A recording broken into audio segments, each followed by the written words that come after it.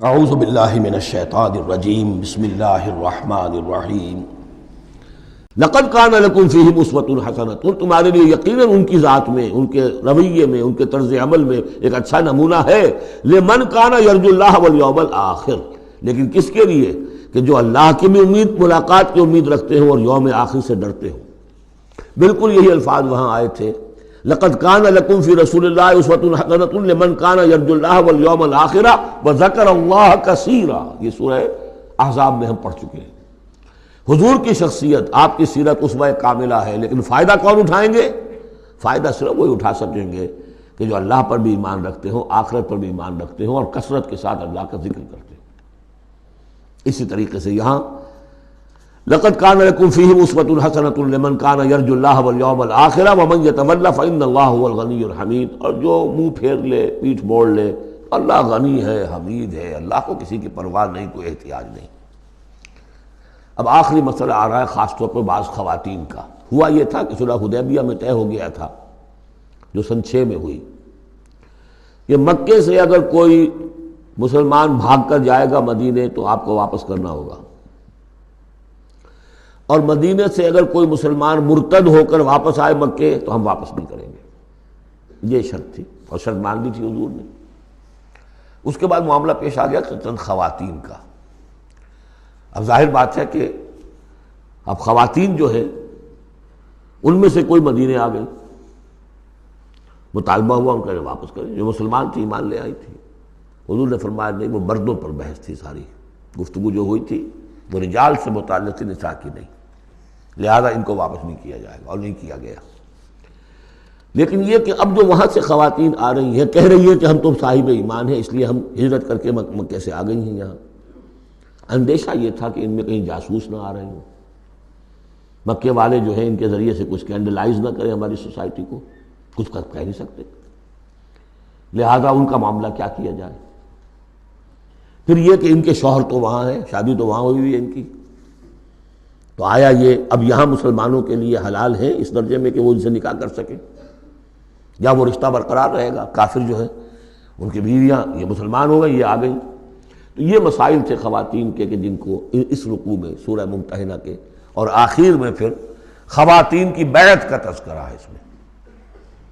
اور یہ میں سمجھتا ہوں کہ اللہ تعالیٰ کی طرف سے کمپنسیشن ہوتی ہے، جیسا کہ میں نے بتایا تھا کہ باپ اور ماں میں فرق یہ رکھا گیا، قانونی طور پر باپ کا پلڑا بھاری ہے، باپ طلاق دے سکتا ہے ماں کو، ماں تو خلا ہی لے سکتی ہے، طلاق دے نہیں سکتی، اور اگر طلاق ہو جائے گی تو اولاد باپ کی شمار ہوگی، ماں کی نہیں، یہ قرآن کا قانون ہے۔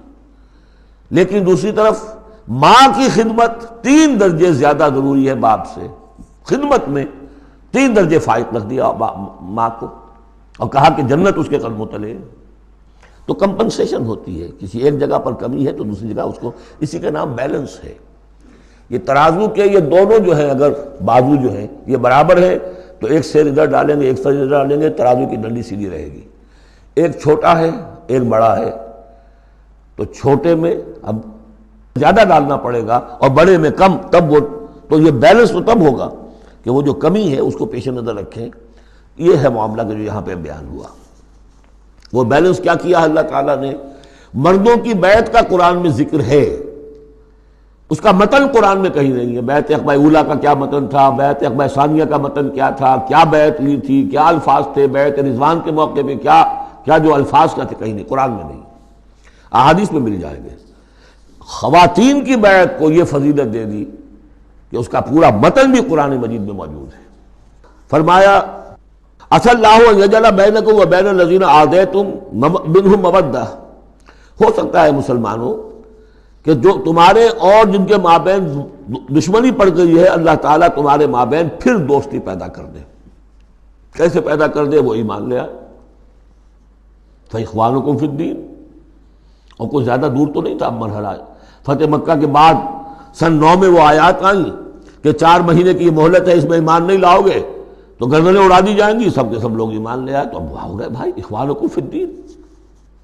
عسى اللہ ان یجعل بینکم وبین الذین عادیتم منہم مودۃ واللہ قدیر واللہ غفور رحیم، اللہ ہر شے پر قادر ہے اور غفور ہے اور رحیم ہے۔ لا ینہاکم اللہ عن الذین لم یقاتلوکم، اللہ تعالیٰ تمہیں ان لوگوں سے نہیں روکتا کہ جنہوں نے تم سے کبھی جنگ نہیں کی فی الدین، دین کے معاملے میں، ولم یخرجوکم من دیارکم، اور نہ تمہیں نکالا تمہارے گھروں سے، ان تبروہم وتقسطوا الیہم، کہ تم ان کے ساتھ کوئی بھلائی کرو یا انصاف کا معاملہ کرو۔ جہاں بھی ولایت کا معاملہ نہیں ہے، کافر کو ولی نہیں بنایا جا سکتا، پشت پناہ، مددگار، حمایتی، قلبی محبت نہیں ہو سکتی، لیکن کوئی نیک سلوک کرنا، کوئی بھلائی کرنا، اس میں کوئی اعتراض نہیں، کافروں کے ساتھ کرو۔ جو غیر حربی ہے، جس کے ساتھ جنگ نہیں ہے، جس نے کبھی آپ کے خلاف آپ کے کسی دشمن کی مدد نہیں کی ہے، اس کا معاملہ مختلف رہے گا۔ ان اللہ یحب المقسطین، اللہ تعالیٰ انصاف کرنے والوں کو پسند کرتا ہے۔ انما ینہاکم اللہ عن الذین قاتلوکم فی الدین، تمہیں اللہ روک رہا ہے ان سے کہ جنہوں نے تم سے جنگ کی ہے دین کے معاملے میں، دین کی وجہ سے، واخرجوکم من دیارکم، نکالا ہے تمہیں تمہارے گھروں سے، وظاہروا علی اخراجکم، اور انہوں نے گٹھ جوڑ کیا ہے تمہارے نکالنے پر، ایک دوسرے کی مدد کی ہے، ان تولوہم، کہ تم ان کے ساتھ ولایت، باہمی ولایت باہمی کا رشتہ قائم کرو، اس سے روکا ہے۔ ومن یتولہم، اور جو کوئی ان کے ساتھ دوستی کرے گا، فاولئک ھم الظالمون، تو وہی لوگ ہیں کہ جو ظالم ہیں۔